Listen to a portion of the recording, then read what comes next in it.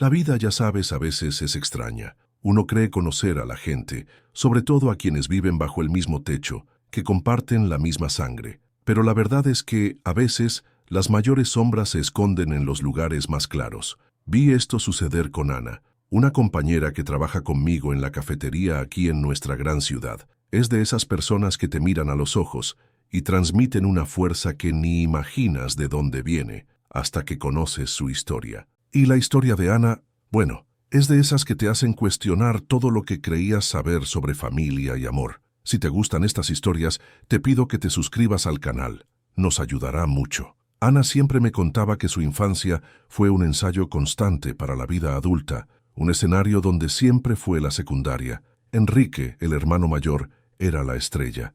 Desde que tenía uso de razón, la existencia de Ana parecía ser solo un marco para el brillo de él. Él era el sol de la casa, ¿sabes?, me decía, mientras limpiaba las tazas en el mostrador, los ojos perdidos en algún recuerdo distante. Mientras él desfilaba con notas perfectas, el orgullo estampado en el rostro de mis padres, yo me contentaba con ser la chica de las notas medianas, la que aprobaba raspando, pero aprobaba. La inteligencia de Enrique era innegable, un prodigio de las matemáticas que parecía absorber todo el oxígeno del ambiente. ¿Y el favoritismo de los padres?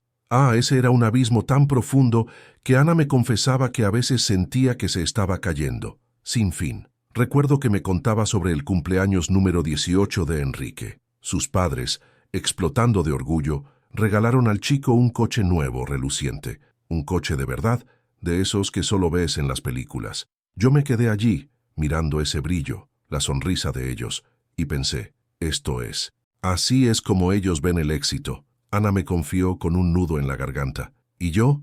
Yo recibí una bicicleta. Una bicicleta, ¿lo crees? No estaba mal, claro, pero era un recordatorio tan claro, tan cruel, de mi lugar, como si dijeran, él vuela, tú pedaleas. Era como si cada logro de Enrique fuera un martillo que clavaba un clavo más en el ataúd de su autoestima. Ella intentaba convencerse de que era suficiente, que una bicicleta era práctica, saludable, pero a cada pedalada, el peso de la comparación la sofocaba. Los ojos de sus padres brillaban para él, mientras que para ella, la luz era siempre más tenue, casi imperceptible. La casa, me explicaba, parecía vibrar con los logros de él, cada trofeo, cada boletín, y los de ella desaparecían en el medio, tragados, como si nunca hubieran existido. Es doloroso pensar que alguien pueda sentirse tan invisible dentro de su propia casa. En medio de toda esa oscuridad, había un faro, la abuela de Ana. Mi abuela era la única que realmente me veía, ¿sabes?, me decía, una sonrisa melancólica surgiendo en su rostro, la única que valoraba mis pequeños esfuerzos, que me abrazaba y decía que era especial, sin importar lo que pasara. Fue la abuela quien encendió una llama de esperanza en la vida de Ana, una luz al final del túnel de la mediocridad. Ella prometió ayuda financiera para los estudios universitarios, un sueño que parecía más un espejismo que una realidad concreta, dados los recursos y la atención que sus padres dedicaban a Enrique. Ana, con esa promesa como motor, se dedicó como nunca. Noches en vela, pilas de libros, simulacros y más simulacros. Y la recompensa llegó, una beca parcial en una universidad en la gran ciudad. Era un gran logro, un soplo de orgullo que la hizo sentir que, quizás por primera vez, estaba en el camino correcto. Se lo contó a sus padres, llena de expectativas, con la esperanza de que la noticia los animara, de que finalmente vieran su potencial. Pero su entusiasmo fue recibido con un «qué bien, querida», tibio, y el dinero prometido por la abuela nunca llegó. Mes tras mes, Ana preguntaba a su madre sobre los depósitos, la voz llena de una esperanza que se iba desvaneciendo con cada respuesta. «Tu abuela está pasando por dificultades financieras, querida. El dinero está ajustado para ella, lo entiendes, ¿verdad?». La madre siempre eludía la pregunta, con un tono que no admitía réplicas. La decepción era una carga pesada, mezclándose con la familiar sensación de abandono. Ana intentaba creerle a su madre, intentaba no dudar de su abuela, pero la ausencia del apoyo la hacía cuestionarlo todo. Cada vez que llamaba a su abuela, sentía un temor, una incomodidad, al preguntar directamente sobre el dinero, así que solo escuchaba los consejos y el cariño, sin tocar el tema delicado. Y la vida universitaria, aquella que debería ser la liberación, comenzó a dibujarse como una pesadilla financiera. Pero rendirse, Nunca. La universidad era su oportunidad de un futuro diferente, de construir algo solo suyo, lejos de las sombras y las comparaciones, aunque tuviera que luchar sola por ello. La vida universitaria de Ana fue una prueba diaria. Sin el apoyo financiero que esperaba, tuvo que arreglárselas. Conseguí 2 trabajos, me explicó, la voz quebrada por el recuerdo de las dificultades. Uno en la cafetería de la universidad, otro en la biblioteca, organizando libros. Sus días eran una maratón extenuante, comenzando antes del amanecer y terminando mucho después de la medianoche. Ajustaba las clases entre los turnos, estudiaba en el autobús, en los descansos, en cualquier minuto libre que pudiera robar. El agotamiento era una sombra constante, una fiel compañera que la seguía a todas partes. Y el hambre, el hambre era la más cruel de las compañeras. Había días, me contó los ojos llorosos, en que almorzaba un café aguado y cenaba una barrita de cereales. Lo escondía todo de mis padres, ¿sabes? Sentía tanta vergüenza de mi situación como si fuera mi culpa no poder mantenerme. Hubo un día en que la situación llegó al límite. Ana estaba tan débil que apenas podía concentrarse en clase. Su estómago rugía, la cabeza le daba vueltas y el agotamiento amenazaba con engullirla por completo. Fue entonces que Sofía, su compañera de cuarto y amiga inseparable, percibió algo malo. «Ana, estás pálida. Casi no has tocado la comida esta semana», dijo Sofía preocupada. Ana intentó disimular, pero no pudo. La verdad salió a la luz. Las lágrimas brotaron. Sofía, sin dudarlo, abrió su pequeña despensa, que no tenía mucho, pero que para Ana parecía un banquete. Preparó un sándwich sencillo y un té caliente, y se sentó junto a Ana, escuchando su desahogo, ofreciendo un hombro amigo y la certeza de que no estaba sola. «Esa amistad de ella, ¿sabes? Me salvó de muchas maneras», me dijo Ana, con una sonrisa débil. Sofía compartía lo que tenía, aunque fuera poco. Ella me recordaba que existía bondad en el mundo, incluso cuando mi propia familia me parecía tan distante. Ana era una leona, luchando por cada migaja de conocimiento y por cada céntimo para sobrevivir. Soñaba con el día en que el diploma estuviera en sus manos, un pedazo de papel que representaba su libertad, su independencia, el fin de toda aquella privación. Cada dolor, cada sacrificio, era una inversión en el futuro que se alzaba para sí misma. El cumpleaños de la abuela era un evento sagrado en la familia, un raro momento de unión, casi una tregua temporal en las tensiones que permeaban la vida de Ana. Aquel año, la celebración fue más íntima, en una pequeña casa de campo, un lugar tranquilo en el interior de la provincia. Ana, sintiendo la falta del cariño y el calor de la abuela, se sentó a su lado en el sofá de la sala, mientras el murmullo de la familia llenaba el aire. Conversaban sobre la universidad, los estudios, el futuro. Y la abuela, con un brillo tierno en los ojos y una sonrisa de orgullo, comentó: «Espero que el dinero que te envío mensualmente te esté ayudando mucho en los estudios, querida. Me siento tan feliz de saber que puedo contribuir a tu futuro para que no tengas que preocuparte tanto». El corazón de Ana se heló. 500 euros mensuales. El mundo pareció dejar de girar. Sintió que la sangre se le iba de la cara. Las manos se le congelaron. «Abuela, ¿de qué está hablando?», preguntó Ana, la voz casi un susurro, apenas pudiendo creer lo que sus oídos escuchaban. «Nunca he recibido dinero alguno. Mamá siempre dijo que la señora estaba con problemas financieros y por eso no podía ayudarme». La abuela frunció el ceño. La confusión se instaló en su rostro arrugado, una señal clara de que algo estaba terriblemente mal. «Pero yo he estado haciendo los depósitos, Ana. Todos los meses, religiosamente, durante años, en la cuenta de tus padres, con la instrucción clara de que era para ti. Tengo los comprobantes, las fechas, los importes». La revelación fue una descarga eléctrica, un tsunami de información que puso el mundo de Ana patas arriba. Una rabia fría comenzó a burbujear dentro de ella, mezclada con una incredulidad paralizante. ¿A dónde fue ese dinero? ¿Cómo pudieron sus padres mentir sobre algo tan fundamental? La abuela, al percibir la gravedad de la situación y la desesperación en el rostro de su nieta, prometió investigar a fondo, buscar los comprobantes bancarios, confrontar a los padres de Ana. Pero en ese momento la verdad flotaba en el aire, pesada y amenazadora, y Ana sabía que su vida, tal como la conocía, estaba a punto de cambiar para siempre. La quietud de la casa de campo fue súbitamente quebrada por el estruendo de esa revelación, y la mirada de la abuela hacia Ana una mezcla de amor y profunda tristeza, prometía que la verdad completa, por más dolorosa que fuera, saldría a la luz. ¿Qué más esconderían sus padres? Aquello era solo el comienzo de una historia mucho más sombría de lo que Ana podía imaginar. La verdad, cuando finalmente salió a la luz, fue un golpe avasallador, de esos que te quitan el aire y te dejan sin suelo. Vi a Ana, después de aquel día en la casa de la abuela, cambiar completamente. Ese brillo en los ojos, la esperanza que cultivaba incluso en las mayores dificultades, dio paso a una furia fría, una revuelta contenida. Ella me contó que apenas regresó a la gran ciudad, no esperó ni un minuto, con los comprobantes en mano, documentos que la abuela proporcionó con una eficiencia sorprendente. Ana confrontó a sus padres. La escena, según ella, fue desgarradora. Gritos, lágrimas, acusaciones volando de un lado a otro. Intentaron negarlo, ¿sabes? Ana me explicaba, la voz quebrada por el recuerdo. Dijeron que era un malentendido, que el dinero estaba guardado para una emergencia. Pero las pruebas eran irrefutables. Acorralados, sin salida, los padres de Ana finalmente se derrumbaron. La confesión llegó arrastrada, dolorosa, revelando una verdad que era aún más cruel de lo que Ana podría haber imaginado. El dinero de la abuela, el que debería haber financiado sus estudios, aliviado su carga, el que la hizo pasar hambre y privaciones, había sido sistemáticamente desviado para cubrir las deudas de juego de Enrique. Me contaron que él tenía ese problema desde la secundaria, me dijo, los ojos fijos en un punto distante, como si intentara descifrar un enigma, que habían estado escondiéndolo, protegiéndolo de sí mismo.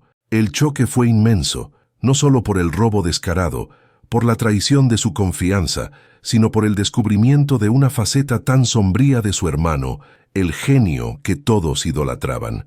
La herida era profunda, una llaga abierta que parecía imposible de cicatrizar. Los padres intentaron justificarse, alegando que lo hacían por amor a Enrique, para salvarlo, para evitar que se hundiera aún más. Pero para Ana, aquello no era más que una excusa raída para su complicidad en su sufrimiento. Me sacrificaron a mí, mi futuro, por él. Siempre fue él, lamentaba, y yo sentía su dolor en cada palabra. La imagen que tenía de su familia se desmoronaba en pedazos, revelando unos cimientos construidos sobre mentiras, secretos y un egoísmo que Ana jamás imaginó que pudiera existir en quienes debían amarla incondicionalmente. Su abuela, con la dignidad de quien ya había visto demasiado en la vida y la sabiduría de quien conoce las verdaderas caras del amor y la decepción, decidió abrir el juego completamente, detallando la extensión del engaño. Invitó a Ana a un almuerzo discreto, lejos de sus padres, en un pequeño restaurante del centro de la ciudad,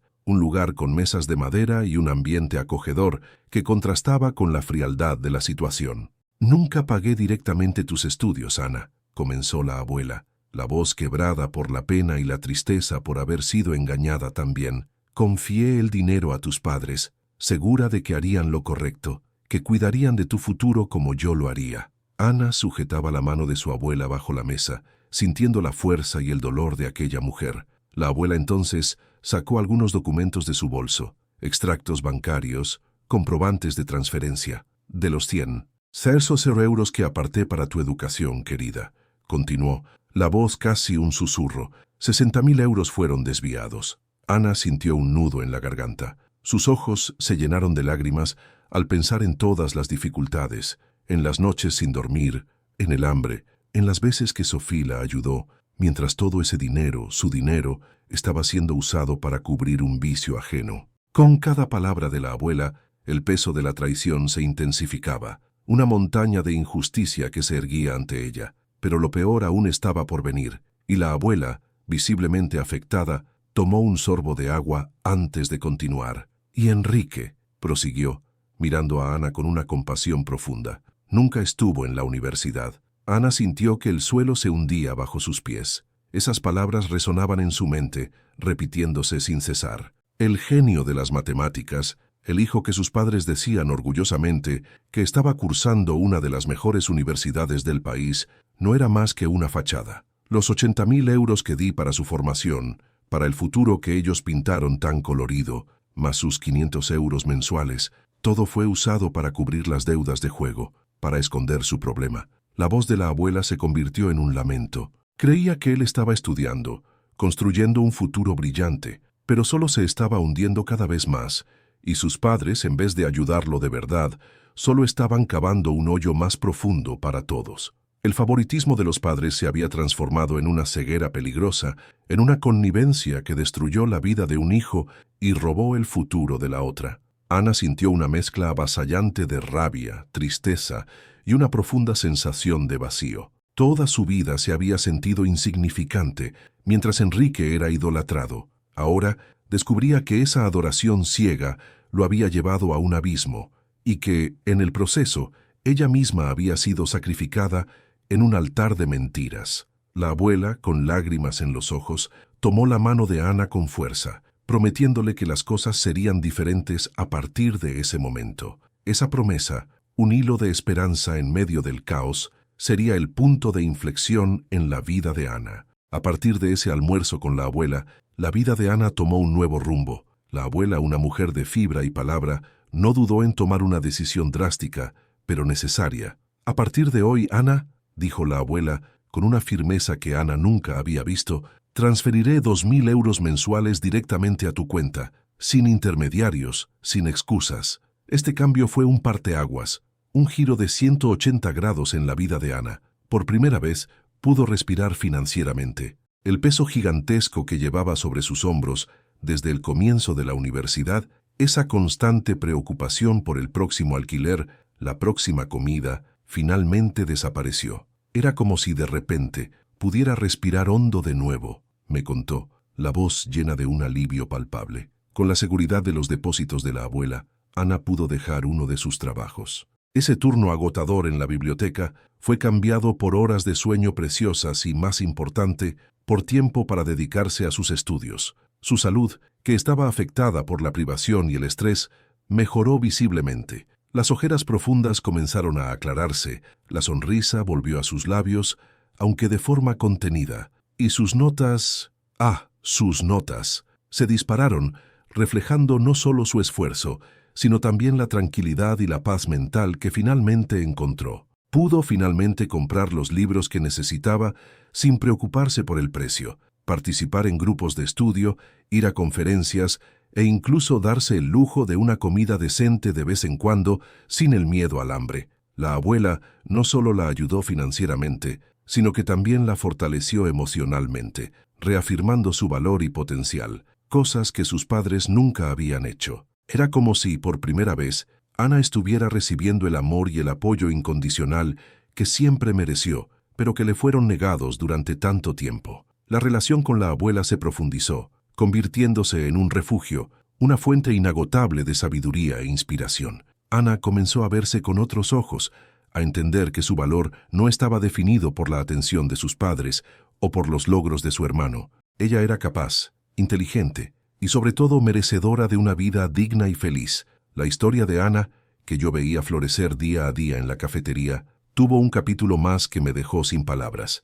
En una tarde lluviosa en la gran ciudad, la abuela le hizo una visita sorpresa a Ana en su pequeño apartamento universitario. Las dos estaban sentadas en la pequeña sala de estar, tomando té y conversando sobre los estudios de Ana, cuando la abuela, con una sonrisa enigmática, pero decidida, soltó la bomba. «Querida, he cambiado mi testamento». Ana, que ya estaba acostumbrada a los giros de la vida, miró a la abuela con curiosidad, sin saber qué esperar. La abuela, con voz suave pero firme, continuó: «Eres ahora mi única heredera». Un silencio inundó la habitación. Ana sintió un escalofrío recorrer su espalda. «Tus padres ya recibieron su parte, 250.000 euros hace algunos años. Ellos decidieron gastar su dinero como mejor les pareció, y ahora, con todo lo que ha sucedido, he tomado mi decisión final. No puedo permitir que tu futuro se vea comprometido de nuevo». La noticia fue un shock para Ana, una mezcla de alivio abrumador, sorpresa y, paradójicamente, un pinchazo de tristeza por lo que significaba para sus padres, incluso después de todo. Se vio de repente en posesión de un futuro que jamás había imaginado, un futuro de seguridad financiera y posibilidades ilimitadas que parecía irreal. La abuela explicó que, tras el descubrimiento de las mentiras y la malversación del dinero, reevaluó todas sus prioridades y la forma en que quería que su legado fuera tratado. Para ella, lo más importante era garantizar que Ana, la nieta a la que tanto amaba y que tanto había sufrido, tuviera un futuro seguro y próspero, algo que sus padres claramente no habían conseguido proporcionar, o peor aún, habían saboteado. Ana sintió una gratitud inmensa por esa mujer que,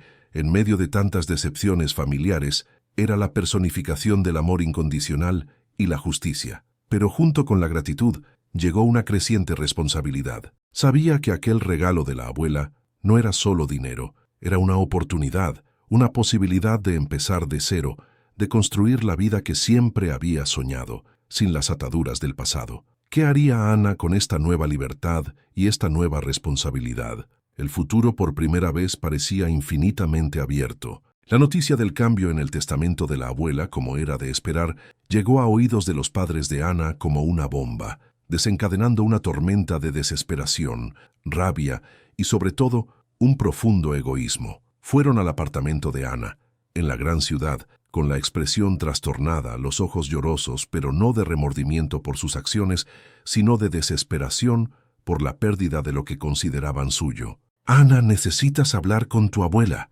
imploraba la madre con las manos suplicantes. «Está vieja, no sabe lo que hace. Necesitas convencerla de que cambie de idea, de que ponga a Enrique de vuelta en el testamento. La familia necesita ayudarse, ¿no es así, hija?». El padre reforzaba con la voz quebrada: «Piensa en tu hermano, Ana.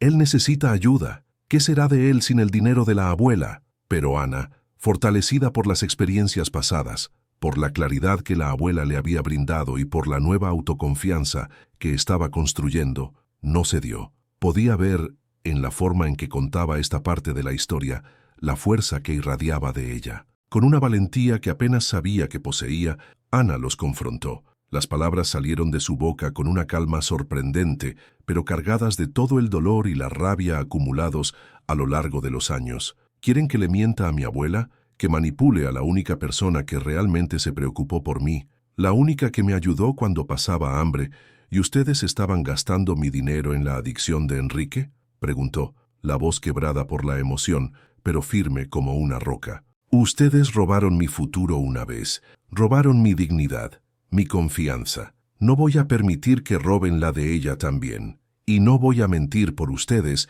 ni por Enrique». El enfrentamiento fue doloroso, un ajuste de cuentas brutal que deshizo el último lazo de respeto que ella sentía por ellos. Ana sintió una profunda tristeza por la pérdida de la familia que soñaba tener, esa imagen idealizada que nunca existió. Pero junto con la tristeza vino una sensación de libertad abrumadora, la certeza de que, al negarse a pactar con sus mentiras, finalmente estaba eligiendo su propio camino. Se estaba liberando de una herencia de dolor y decepción. ¿Qué vendría después de esta ruptura? Solo el tiempo lo diría, pero una cosa era cierta: Ana estaba lista para forjar su propio destino. La ruptura con sus padres, aunque dolorosa, fue un paso esencial para Ana. Recuerdo que ella me decía, con el aire de quien finalmente podía respirar: «Fue como quitarme un peso enorme de encima, ¿sabes?